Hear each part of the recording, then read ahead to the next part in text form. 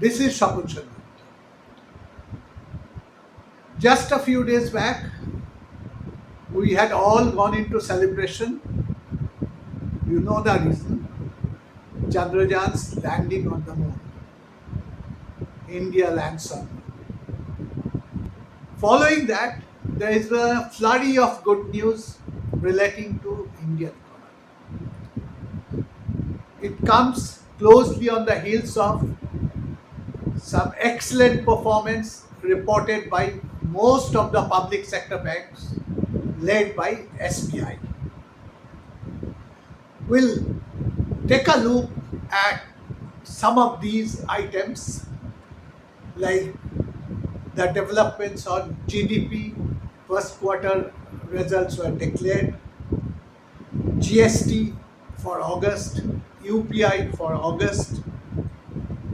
Then we have also got some good news on the front of inward remittance. Also about something about RBI, and we'll also briefly touch upon SBI results. But this discussion will be certainly incomplete unless we also talk about certain risk factors and continuing pain points. We'll also touch upon that. To begin with GDP headlines number first. As you are already aware by now, our first quarter GDP, it has clocked a growth of 7.8%. Now, mostly we talk about that. The levels generally remains unreported. Just for your information, the level after this growth of 7.8% should stand at, in dollar terms, about $3.47 trillion. Now, this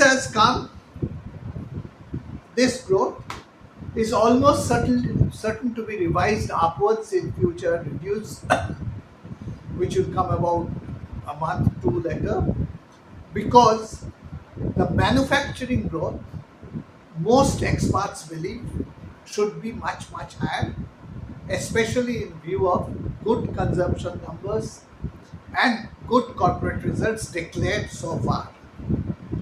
In any case, this 7.8 comprises or is mainly driven by growth in agri sector of 2.4%, in the manufacturing arena 4.5%, and in services 10.3%. Of course, services really represent almost 57-58% of our GDP. So services has the highest weightage. Apart from that, there are also healthy growth in both in investments and continuing growth, healthy growth in our consumption, private consumption. These two again on the expenditure side are the principal components, the third one being the government expenditure. These are the principal components of the expenditure side of income in calculation of national income or GDP. We'll not delve much deeper today. We'll just, with these headline numbers, we'll move on to certain risk factors for the GDP. These are, in August we had a rainfall shortage of 30%. This is likely to cause some damage to kharif crops unless this shortfall is very quickly compensated by Mother Nature. Apart from this, we also had quite some damage due to floods, excessive rains in some parts of the country. Then we always stand the risk of imported inflation by way of crude prices, by way of LPG prices, that is gas prices that we both these things were almost nearly fully improved import, about 86% or so. That apart, or in addition to this, always that cold stare of Ukraine war, which has really impacted us, the entire world. We too, the entire world is facing that, as well as because of climate change, certain food crisis. Luckily, we have so far been spared a very major impact, any major impact, because of our own domestic situation has so far been comfortable. But if the global situation continues to remain grim or worsens, we'll certainly be affected by that as well. Then this inflation, which we'll talk again later, continued inflation also would have very negative effect on our future growth prospects.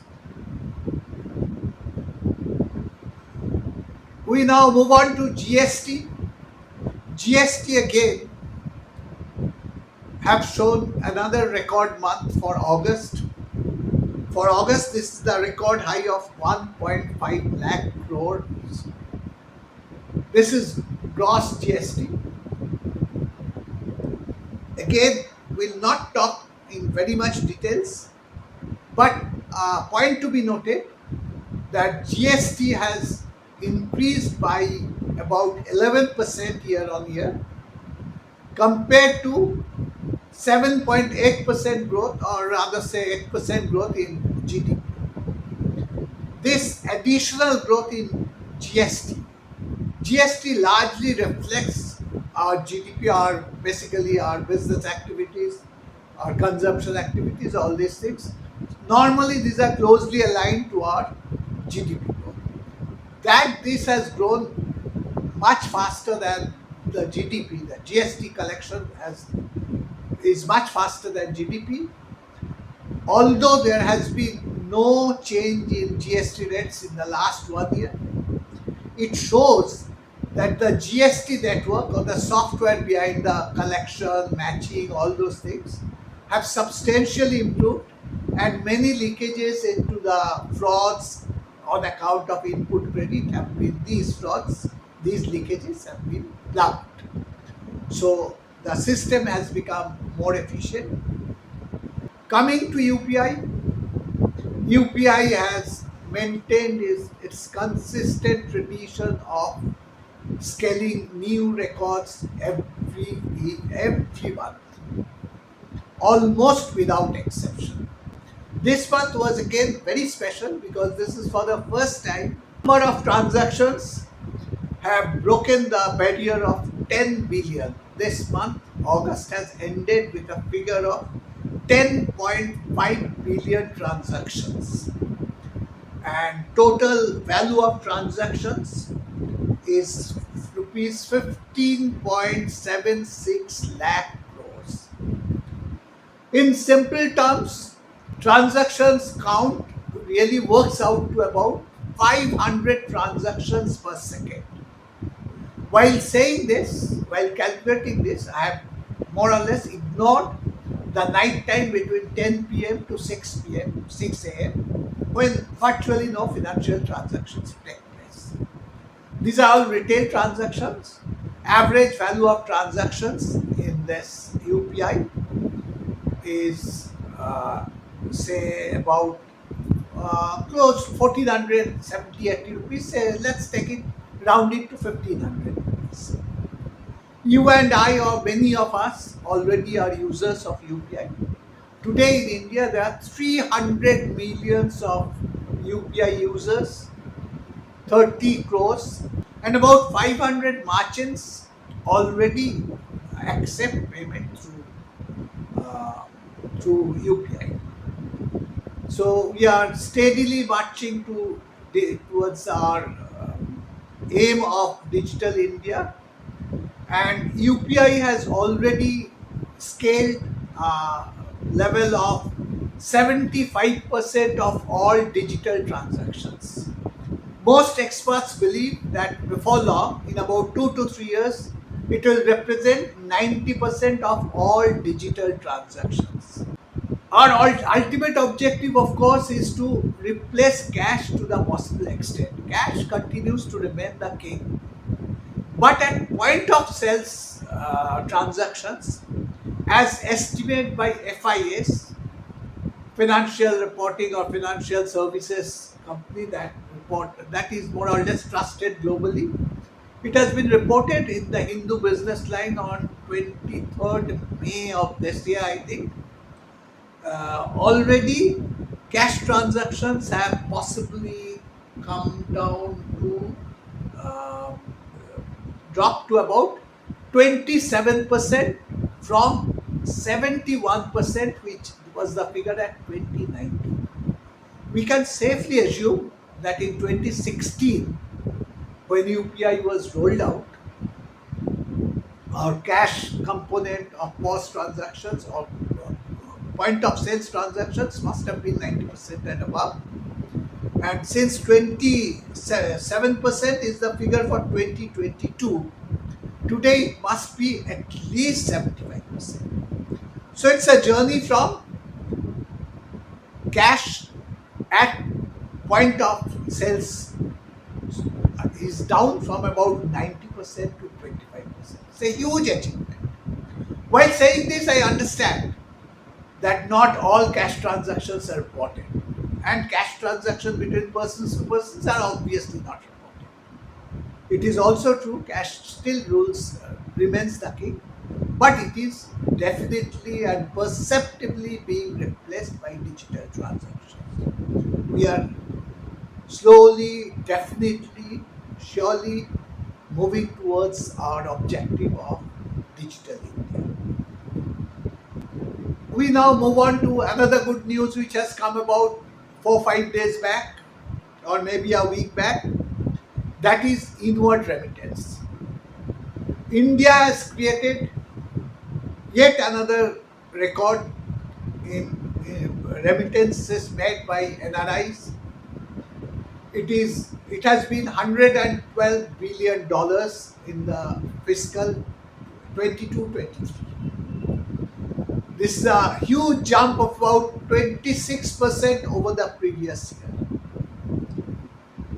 India is, of course, the top, as India is top in many others.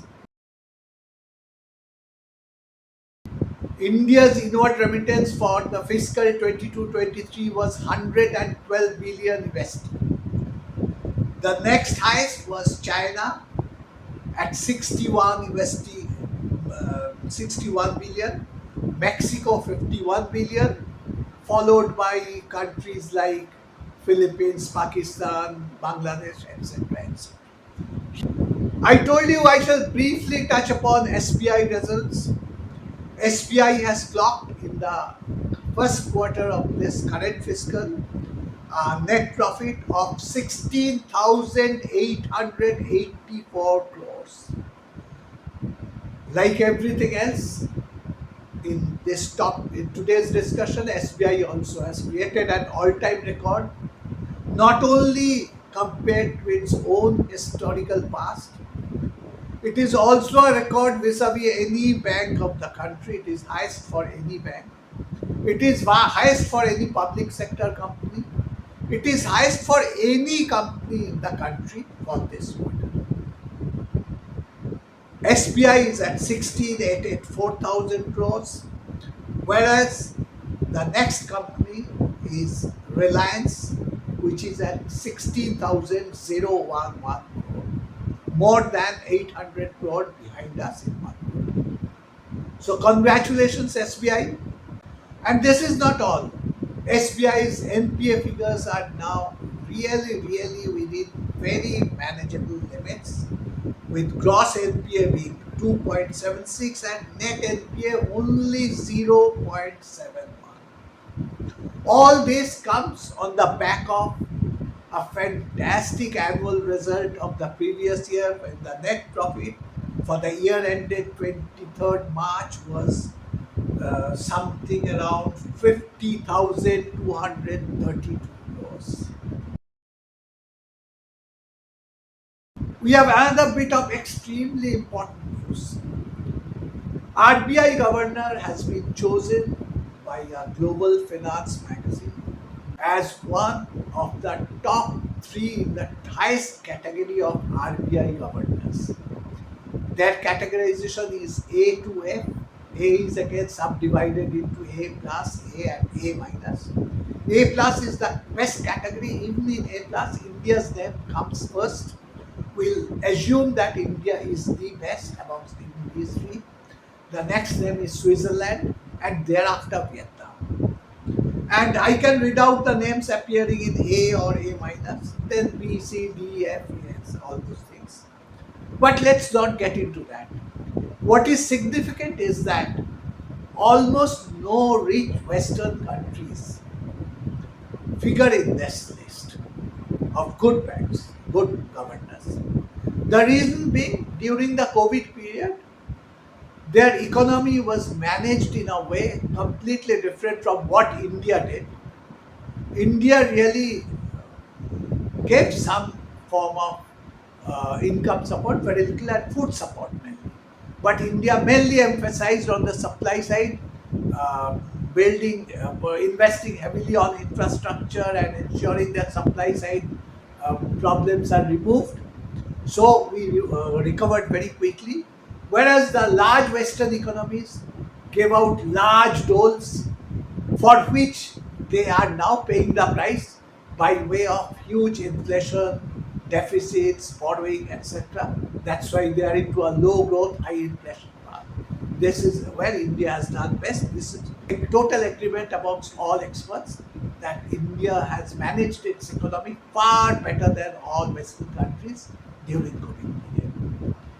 So all credit goes to RBI Governor Mr. Shaktikant Das. Congratulations to him. Having said this, we must remember our RBI is not really totally autonomous, and in the formation of RBI policies, there are large amount of contribution or coaxing or guiding or goading from government of India, whatever you call it. So a lot of credit also goes to government of India.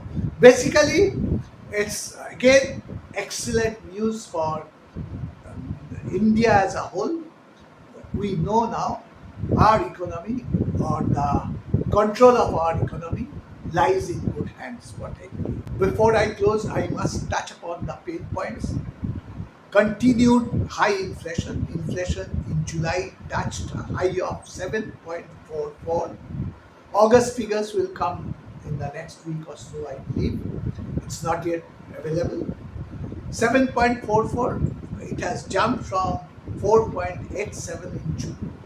7.47 is way above the RBI tolerance limit of 4 to 6%, and it has come on the back of food inflation of 11.5%. And remember, food inflation hits the poor the most.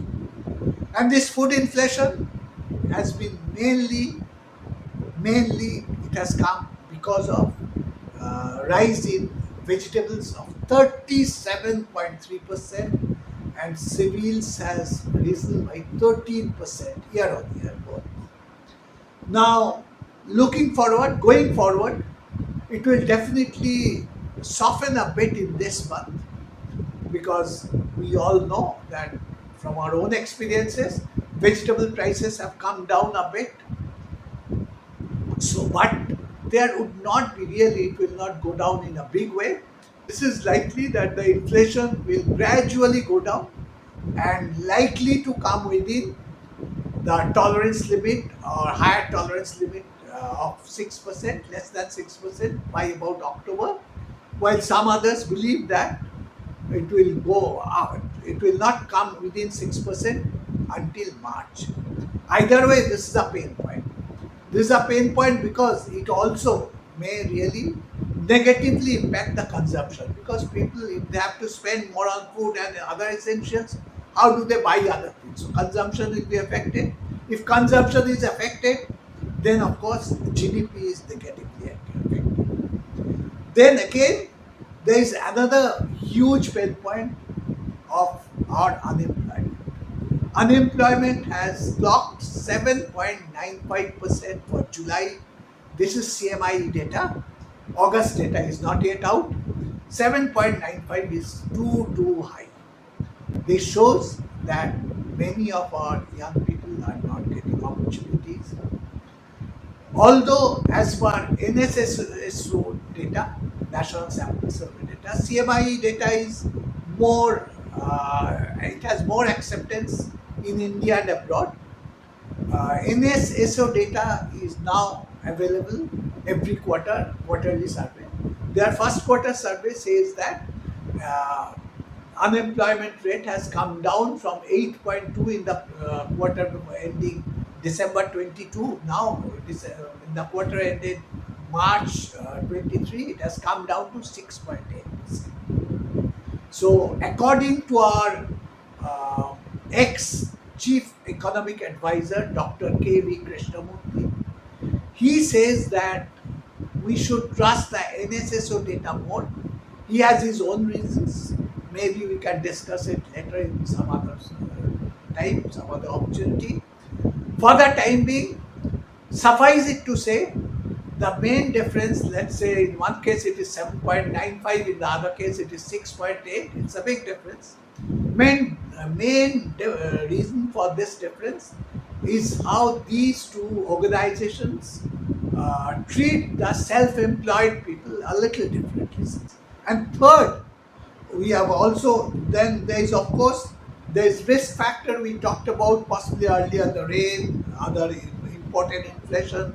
All these things are likely to really take our all our projections haywire. Our projections, whole year projection for GDP growth as per RBI is 6.5, and RBI after the first quarter has said we are well on course to meet that. Let's see what happens, but all these factors can really disturb that. Then there is another factor which we start seeing in recent days and months at the central level and different states level, government level. That is election year freebies. These election year freebies somehow remind us of the doles given by the Western countries during COVID period. These have potential to disturb everything very negatively. One, it can definitely impact the fiscal deficit, and secondly, because of this, inflation will be created or huge debts will be accumulated. Either way, it's bad news for the economy. With this, it's goodbye from me today. We'll shortly come back with details of one of these aspects that I talked about. Please do share your comments, give your inputs, help me improve, and please share it and subscribe it if you haven't yet done so. Thank you all.